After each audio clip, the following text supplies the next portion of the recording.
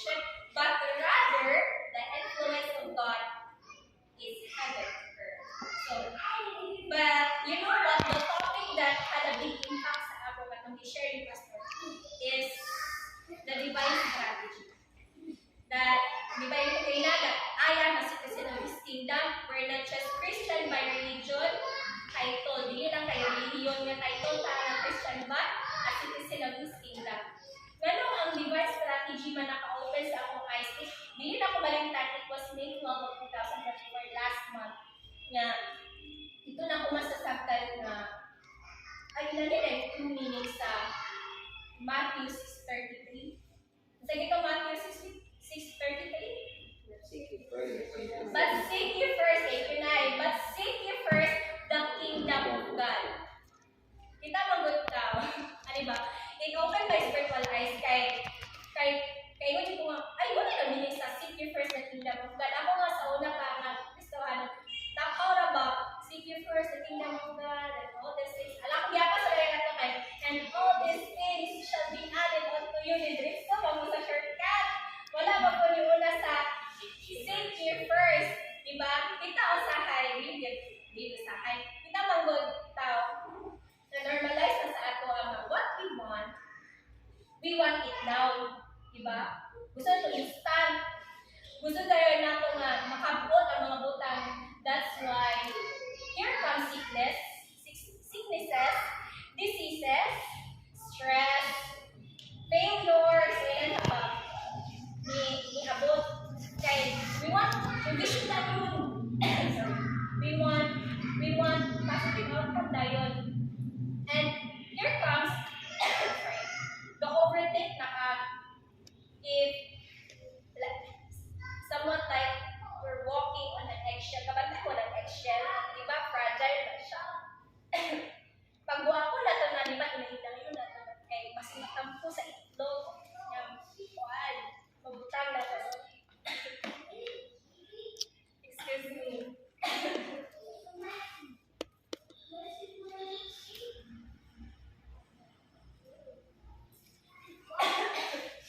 We are being so careful what you say, what you do, and what you think. You don't have to please anybody else. Beside the please, there is a banana. And I was being corrected by my husband. Ano siya, Nay, ikaw bitaw kayo, people pleaser. And that is correct. At first, denial pag ikay ko. Hindi mo people pleaser. Ano na kayo lang ako. Kaya, gusto na ko ma-please ang tao. Gusto na ko kung siya gusto, natuhan na. Isang kapoy, bitang para sa ako. And, I tend to lose myself. I mean, even kitang tanan, we tend to overthink a lot of things, right? Tatanan ka, overthink, kung ditang sa kapay nga butang, pinapadakunan. Mga misunderstanding, sa isip, kaisuon, sa kapamilya, sa itungan, ba, barkada, or classmates. Na-overthink ta. Wala, sorry, di kayo. We analyze a lot of things, that's why kanang gina-penetrate sa itong body nga, paralyze ako yung half mind, kay na-overthink ka. Imong pikas na unang una na. Imong pikas unang una. Alawin, dapat mo ato na muna kay gusto na ko mag-please siya.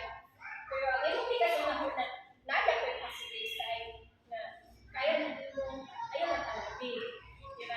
Ayaw na talabi. We tend to overthink a lot of things. Pero as a Christian, we are being corrected. We are being corrected by the Lord.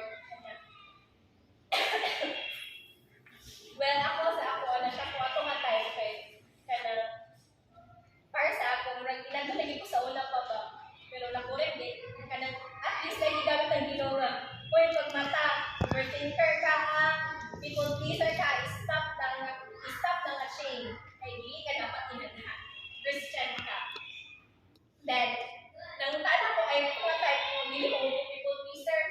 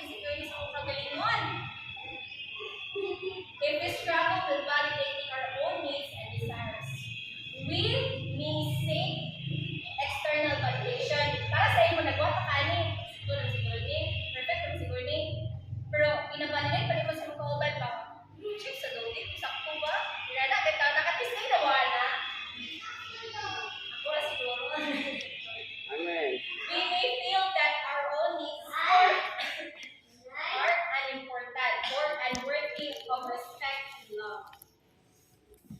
So, motto, i-ask yourself, overthinker ba ko? Naaba ko'y pinanhingapan. Nga inaanap ako'y naningasay. Naabo siguro, pero dinayan ako. So, ang overthinker man good. Ang overthinking man good, kay naay negative energy sa ato. Lang ano man na may negative energy? Because it will affect your circle. Kung naman circle of friends, ikaw overthinker ka. Pag wala ka sa ilang grupo, ano na time, pag overthink ka, wala ka nilang grupan. Gano'n kaya? Gano'n secreting na sila sa akin. Ano, so whatever overthinking. It may also affect your family. Example, wala, nangaligo, lagi ko sila ka. Gano'n ka na, wala ka nilang yung parang, sige lang, makabalas lang nila.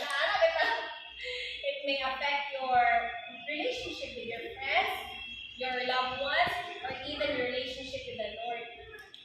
Kabantay mo, pag overthinking na ka kay one ha, to be honest, kanang mga suicidal, di ba prone kayo karon suicidal? Mga young generation, karon na mga generation, they are prone to suicidal. Ano man, wala sila naatad sa atong mga generation nga kanang baghagan kami sa mga sa ginikanan, una ana. Ang araw na kay binababy sila.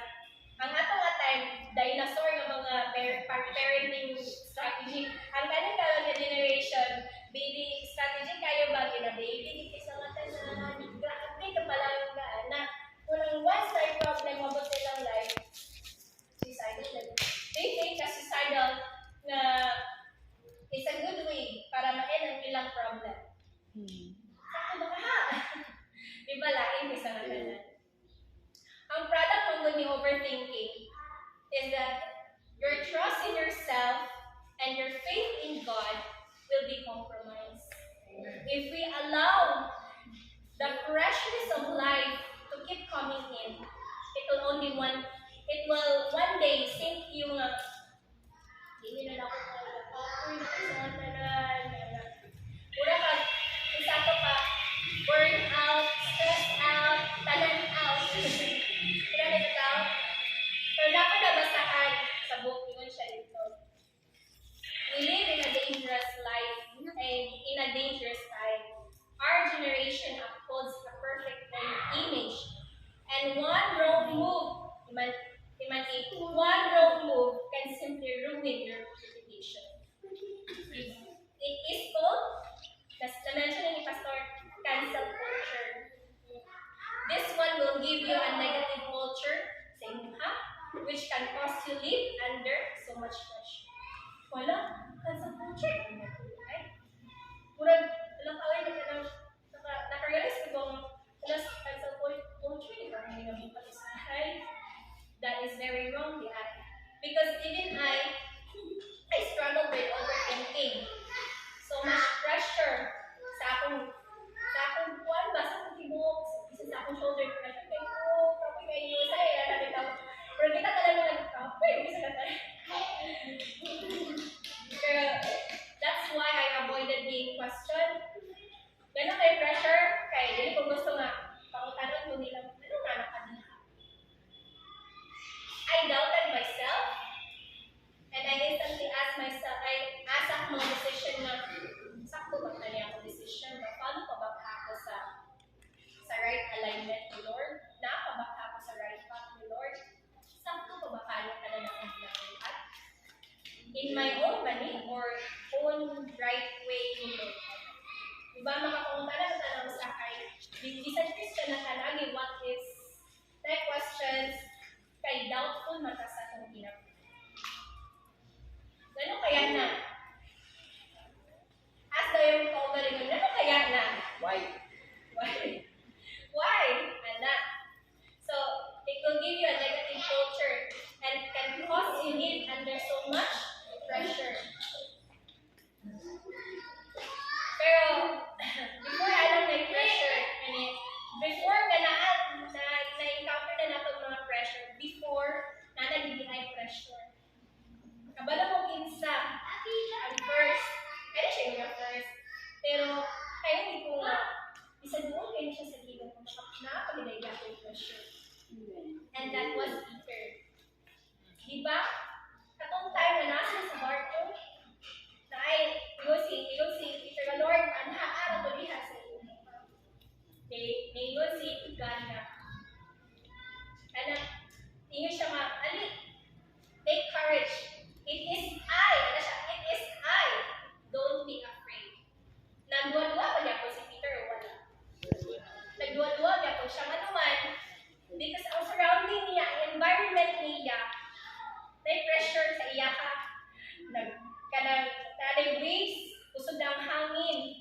Kung sa atin pa itong problema sa itong kinabuhi, magamay naman na bagyo, lusnog na ta. Magamay na galing kasaba sa mama, lusnog na ta.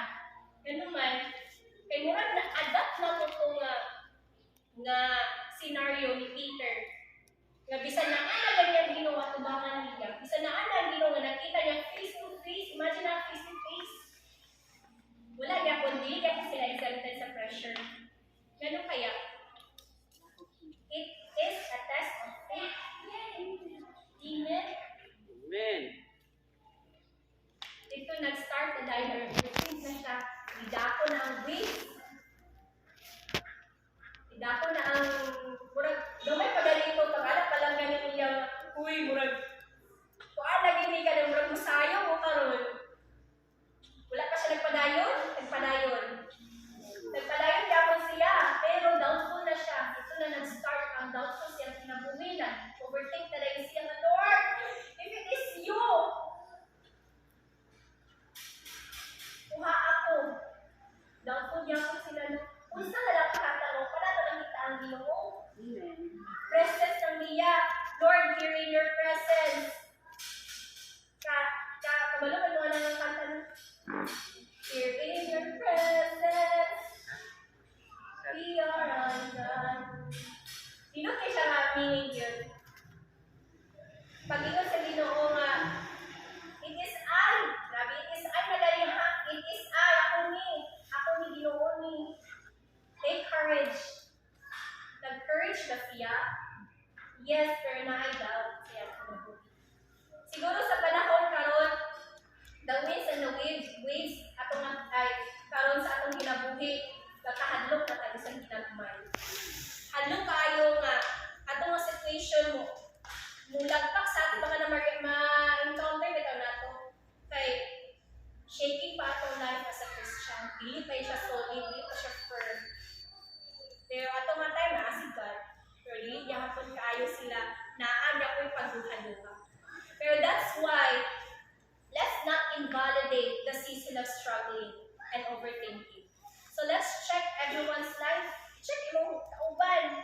Uy, kumusta na ka? Nakita daw siya. Uy, kumusta na ka? Kasi mo, kumusta? Uy! Yes, as in mo, kumusta? Kahit ang impact sa imong friend. Amen. Amen. Because as Christian, we are prone to temptations. Si Satan diri everywhere, waiting someone to be born. Kung hindi uha na ko ni ipas kining simbahan, ano ba?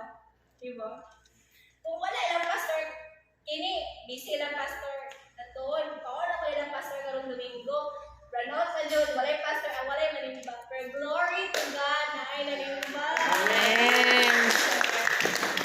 Amen. So, as if we are facing, you're facing your season, muingon jud ka sa imong kinabuhi nga, Lord, I will overcome. I will come out of it victoriously. Amen. So that's why no more thoughts meddling in your mind forever, but you will overcome everything. Hindi mo may stress sa Ginoo nga, I will be more grateful. I will know you. I will always forever grateful, Lord, may pang Ginoo na ko. You will know na get closer ka diha sa Ginoo. So, bantay pa mo pag natin problema kay mas nindot nung siya i-worship sa Ginoo. Mas nindot nung siya i-ampo diya sa Ginoo ba? Siguro ato nga season sa ako, gialaw ko sa Ginoo. Kay pag sila na prophet, mura ko na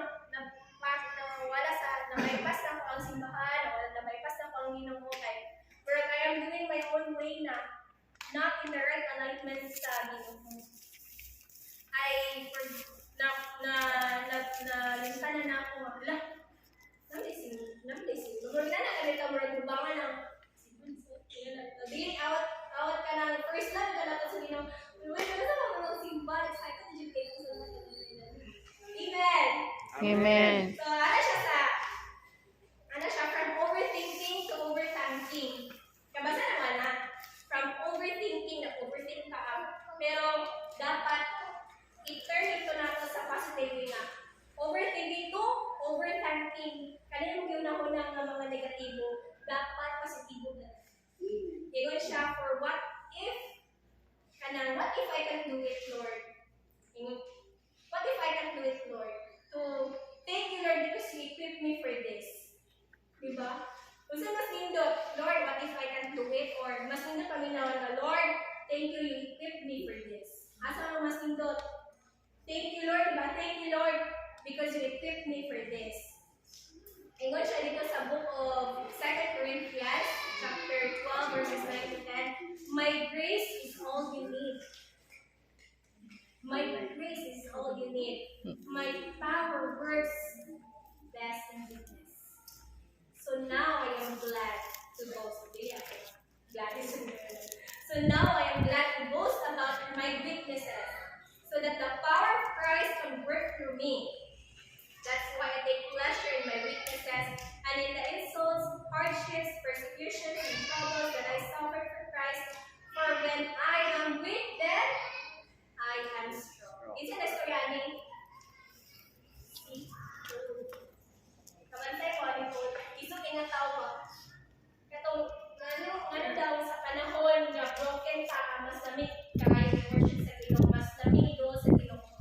Ngano sa panahon nga need mo comfort, bisag comfort ko na sa imong asawa, sa imong bana, ligid makakagaw ang comfort sa Ginoo. Amen. Bisag comfort pa na sa imong crush, kaya na wala pa yung mga papi-papi love, kaya na wala din dahil ang comfort sa Ginoo.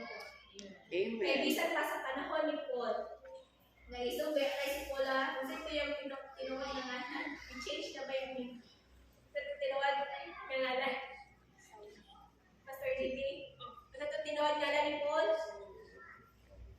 Sa Paul, Saul.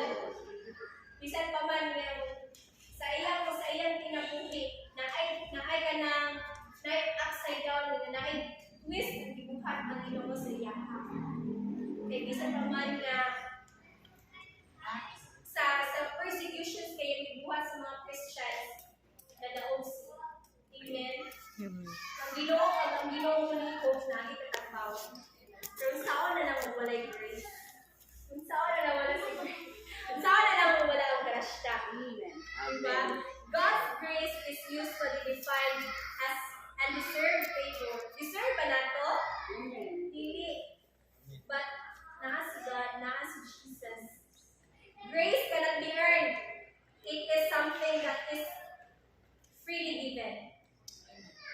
Gihata na sa ato ba? Oy, muna na mo sa ato sa mga coupon pa. O, coupon ko pa. Ito ba ito? Pero makalit dito. Libre yan ka na coupon. My grace is sufficient for you. He was giving all his power to be set free. Sabi no, my grace is sufficient for you. Na ay kaluwasan, na ay freedom ba? Si Paul, from the thorn that he was giving. Kung ikaw si Paul, kaya ba yung tanay na? Sa una, ikaw na-persecute sa mga Christian, parang ikaw na persecute. Diba? Grabe nga. Turning point sa iyang pinapunti. Kung ikaw tapos dili ka believer of Christ, kaya kayo mo?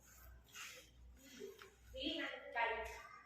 Because God is perfect in every way, giving Him the power to make up for any weaknesses we have. Na ay Ginoo and supply everything na ihatag sa ato ng mga contentment, ng mga emptiness sa atong life, na feeling na ito broken dito sa bisan kayo ka ng mga pa-broken. Bisan dili broken pa, pa-broken. Diba? When God empowers us, He can turn our drinking state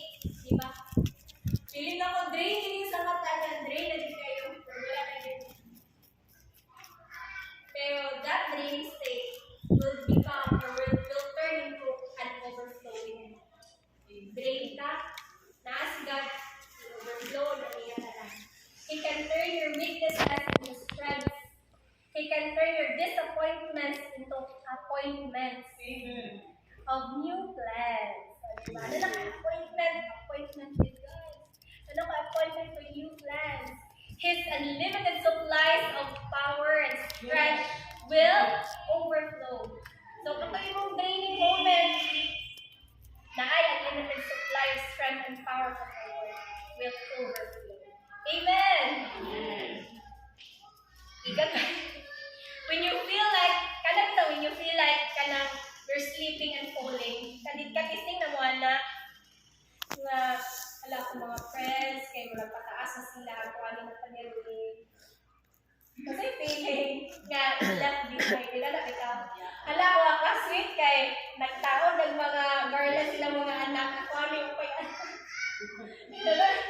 Nabasa ko nga sa Facebook pa, nakatawan ako nga classmate, nagulat sa, nagkulang recognition sila anak, ako ano yung pay anak, nakatawa ko ato ng games. Ay, kung ano ka lang, natin ay maglapihay sa kadaghan. Sa kadaghan ninyo, natin ay magbiyaan. Pero when you feel like sleeping and falling, you will find Him catching you. In your scarcity and lack, you will find His hands for provision over you. When you are broken into pieces, di ba? Feeling broken, you will find strength in kanina, putting you back together and moving you forward. Kabalo na mo, what is the most expensive na makalit ito sa Japan? Itawag siya o kintsugi. Sakto ba pag kintsugi? Kintsugi is a Japanese art of putting broken pottery pieces. Kaya ito mga nanggabuha. So, banday na mo, kanang ginahimo na ganato nag-display sa balay. Ang sa ila, pag ang vase mabuka, balwabot ang ilo sa ila, mas mahal. Pag ikaw ma-broken, mas mahal ka. Diba? Ang sa ila nito, kintsugi is a Japanese art putting broken pottery pieces back together with gold. Imagine na, pag ikaw ma-broken, buo ka sa Ginoo, mas mahal na ka kay nakagold na ka. Gi ka lang sana, gisumpay-sumpay na ka na ay gold sa imo ha. Built, ginanaila kay Liga. Built it in a Liga that in embracing flaws and imperfections. Naman kay imperfections sa imong kinabuhi, naman kay mga flaws sa imong kinabuhi. You can create that even stronger. Nga naman, mas mahal siya kay mas nakatsada. Kung sa una, usap kay kag-ampi, nindot kay ka sa ngatanan. Pagka-broken mo, na ay someone kaya mas mo appreciate sa inyo, that is God. I-turn kanya, ibalik kanya, giulma kanya balik. And then, naaka, you move forward because God is your greatest support. He is your backer. He is always have your back. Diba? Tingnan pa to si Pastora, sa una ba? Pastora, watch each other. Kaya wala kang kabalo, one day, mas mo angat siya sa imo. Kung karon angat siya, one day ito, dili sa tanang panahon nga lang. Amen. Ka. Kita tanan mo angat. Amen. Amen. God will take over and that the Holy Spirit will move over. Yes. And that life is not by your might, not by your power, but by the Holy Spirit. Amen. Amen. So remember, Matthew 6:33. Seek ye first the kingdom of God and His righteousness, and all these things shall be added. Diba? Yung kingdom of God na ikaw and all these things. Dino kay, kita mag-word Christian. All these things na atong ginauna. All these things shall be added unto you. Kung di na maganda ikaw na, all these things, pinakalas na ang kingdom of God. Naabot siya sa right pattern? Wala. Dili siya in order. Ang ingon naman sa Matthew 6:33, seek ye first the kingdom. So kingdom ang una, si King. Naapay ka na, place nga, mas nilun ang mga tao kaysa sa King. Iba wala. Si King yun ang nag-rule sa place. Kung without the order of the King, king, the place kanang nga entire environment dili in place kay wala ang order ni king. Pag si king mag-order sa iyang mga subordinates, everything will flow in a Amen. perfect way. Everything will flow nga.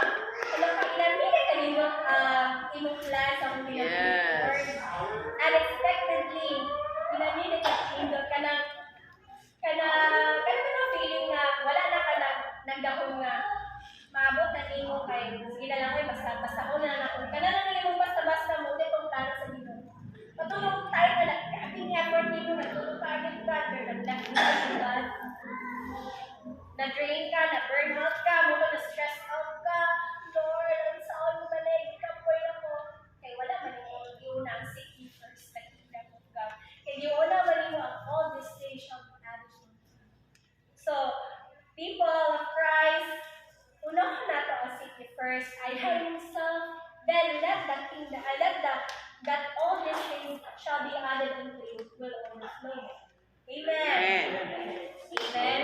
So, things will attract you. Ano kasi, Pastor ako, things will attract you, favor you, will not deserve. Wala yung ipadala ka ng maayo ba?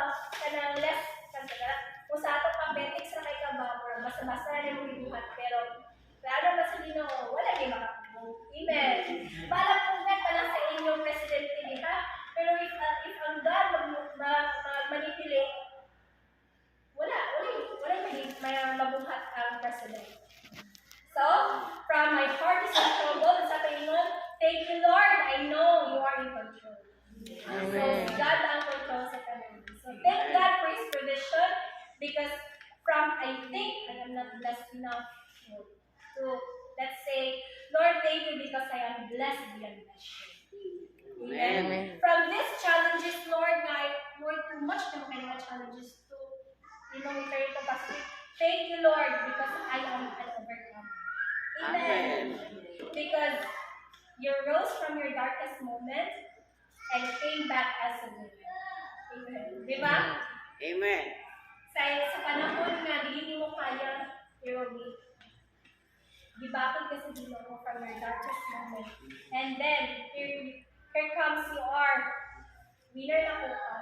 Dili na ko tail, but I am now ahead. Amen. Dili na ko sunod-sunuran nila.